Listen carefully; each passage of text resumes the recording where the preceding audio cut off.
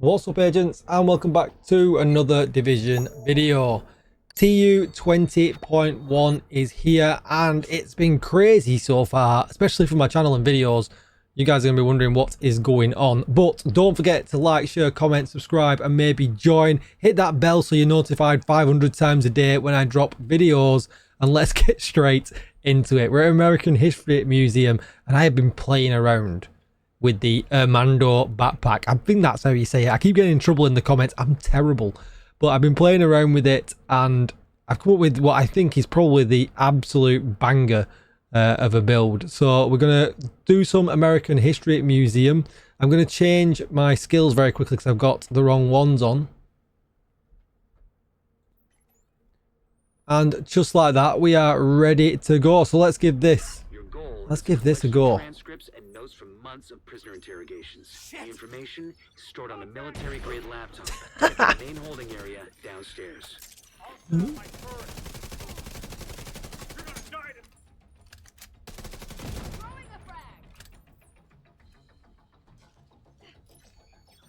got hostiles on our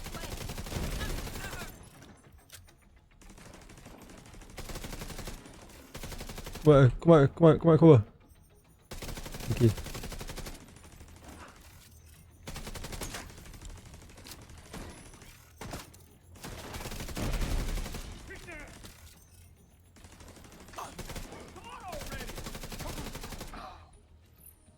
Pick it up, please.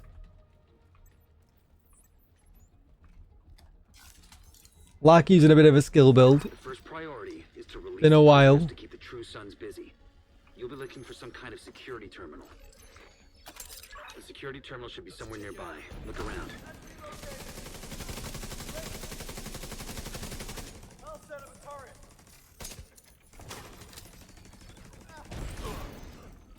Makes it so much of a difference to be able to pick up the turret and not get any pretty much no cooldown on it whatsoever.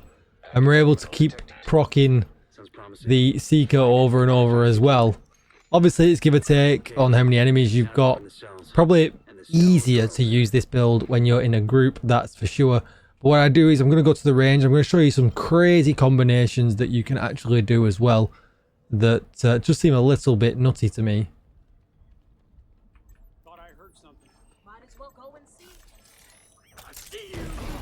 Come get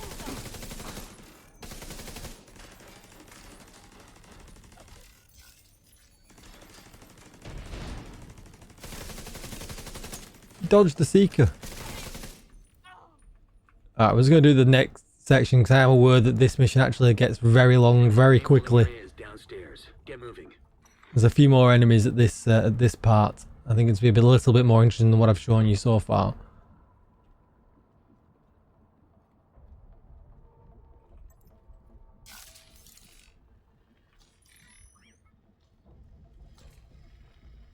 Let's check it out.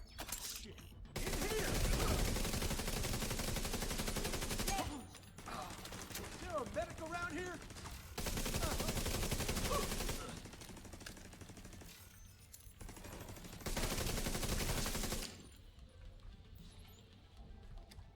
Need more of them. Got my skills back and I can't use them. We've got not enough bad guys.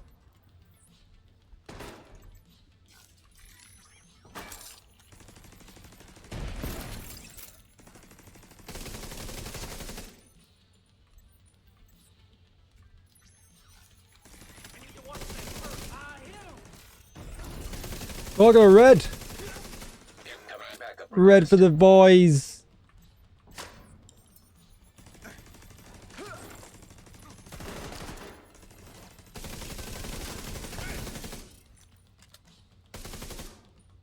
Good for the video. Love how many times I can just use the big boy Seeker. Go and see what we got.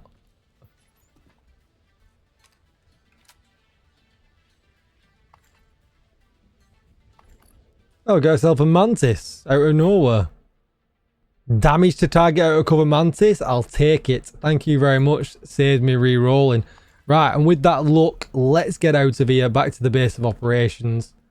And I'll show you some craziness in the range. Now I did post a build up earlier on. That one was more just looking at the changes and, you know, how they've actually got the backpack working. This one is certainly much more refined and, you know, geared towards actually using it out in the open world. Just wanting to run a Seeker Mine build that was infinite but high end. Right, so we can do, I'll show you the build first of all before we start changing things around. And there's a couple of reasons why we ran this.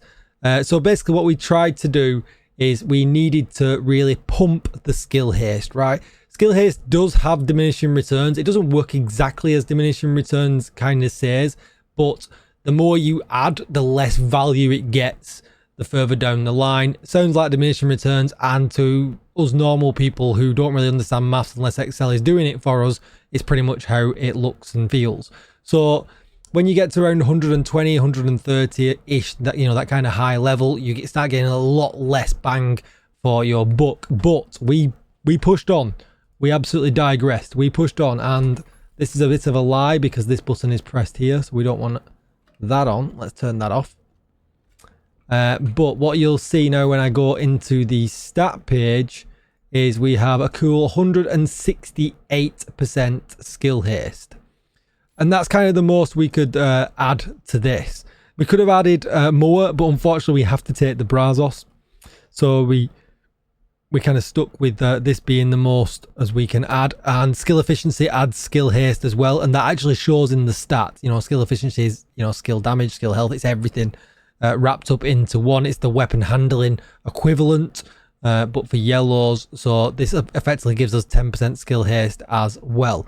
The new thing here is that China Light now gives 20% skill haste here for the secondary bonus. That got buffed in TU 20, just gone now, TU 20. So that's that. So, and we still get to keep the explosive damage, making this kind of perfect for running Seekers. But what I did want to show you was if I switched to, and there's a few crazy things here, right? So I'm going to put the Defender drone on, for instance. So, and this is where I think that this will turn out being amazing for hybrids and things like that. If let's just put my any held hive on that's not going to do any damage. So what's really crazy is if I drop this hive, because the Defender drone's got so much skill haste on it, we'll blow it up. It comes back so quick. It's about 3 or 4 seconds tops before it comes back again. And if I procced tag team, it's instant. Some of these skills we can make instant now because of it. And just to go one step further, I won't change, but if you were to run the artillery turret, if you proc tag team on its last bullet, you get an instant refresh, and you can then put the artillery turret back on and get a whole 10 more artilleries as long as you proc tag team on the last one. So it's pretty insane, the possibilities that you can do. The same goes for launchers. If you proc a launcher on the last one, you get a full set of ammo to go again. Like, it's crazy. But what's really good is what I found is to run a turret that's kind of static with you. That's always going to give you the bonus. And then you can, oh, wrong one. We'll put it on this one then. The turret's going to help you proc tag team really, really easily, because it's literally next to you. It doesn't go wandering off or anything like that. And as you can see, it's already putting the tag team buff on. And you let that go white. It's probably going to kill everything, actually. There you go. Boom. I can get it back on. And I can even bring a multi-seeker down to just over 9 seconds. I think it was 10 seconds we saw. We made this more difficult.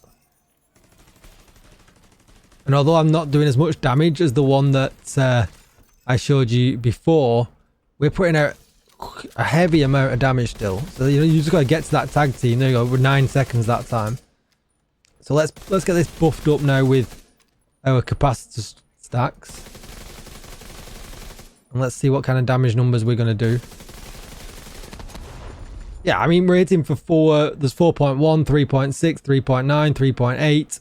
There's a huge amount of damage there still. So although we're more consistent in the 4 mils with the other one, you know, this one's still doing a huge amount of damage, and you get everything back just that few seconds quicker. For instance, when I was talking about this bad boy here, you know, this is the big boy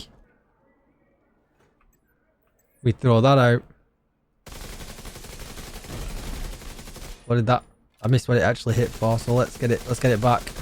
Because we can really quickly. Because it's cool.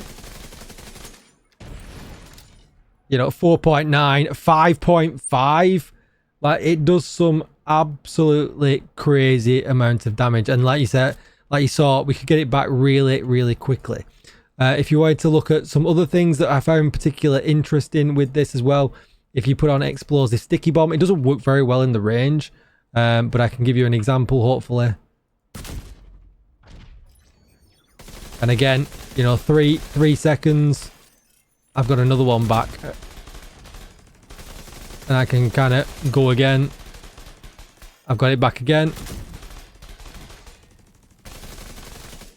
and you know. We always had hardwired, right, to be able to do skills over and over and over again. This is just so much easier. It gives us so much more damage. It's incredibly good. I've talked enough. You can tell I'm excited. So unless you're going to use the artillery turret, we can actually slip in an extra red as well. Because obviously you need to have demo here if you're going to run the artillery turret. But we can slip in the extra red. So the backpack in question, the Armando, please tell me I've got it right this time. You can craft this as long as you get the blueprint. The blueprint comes from CP4s this season. 10% skill haste. Weapon damage or blue or yellow, whatever it is you need here is absolutely fine. But skill haste, skill damage, skill haste with perfect overclock. Quick chat about this talent. It doesn't stack with regular overclock and it doesn't stack with more perfect. I tried it in the range with some friends. Big shout out to Ritzy, Biker and Shyrock who helped me out with that. We tested it, all variations. There's no stacking of this talent, but that's what you're going to need in one of them. But you craft away and it's cheaper to craft them right now. Check out my previous videos. You can craft one cheaper than ever and that will go away, so you want to get on that. Let's look at the China Lights. We get 15% explosive damage, so it does kind of make sense to use something explosive. Skill haste, skill tier, skill damage and skill haste. Really nice. And then with the knees, we've got skill tier, skill haste, and skill damage to finish off the China. And then we're running 3-piece Empress because Empress is amazing. 10 skill health, 10 skill damage, 10 skill efficiency. Remembering skill efficiency is every skill attribute wrapped up into one. So skill haste, skill damage, all the good stuff, the two that we really need. Skill tier, skill haste, skill damage, and skill haste. Then with the chest piece, we're running skill haste, skill damage, skill haste. We're going to run tag team because it will bring cooldowns down by a further 6 seconds, which allows us sometimes to get some of them, you know, really powerful skills down, to a few seconds, which is crazy good. And then with the gloves, we're running skill tier, skill damage, and skill haste. And that's going to be it for the video. I think this really does open up the world though for, this is a very focused in yellow only build. This really does open up the world for some of them hybrids to bring some really good damage and really low cooldowns. So I can't wait to see what the community comes up with. And yeah, I'm looking forward to experimenting myself later on tonight. Don't forget to like, share, comment, subscribe, and maybe join the channel. I appreciate all the support and the lovely comments and likes that you guys keep giving the channel recently. You're all awesome. We cracked 16k. We are well on the way to 17k. So please be one of them numbers. It would really help me grow and boost the channel. It means a lot from a Division fan to you guys as other Division fans. And I will see you in the next one. Thanks for watching, agents. Goodbye.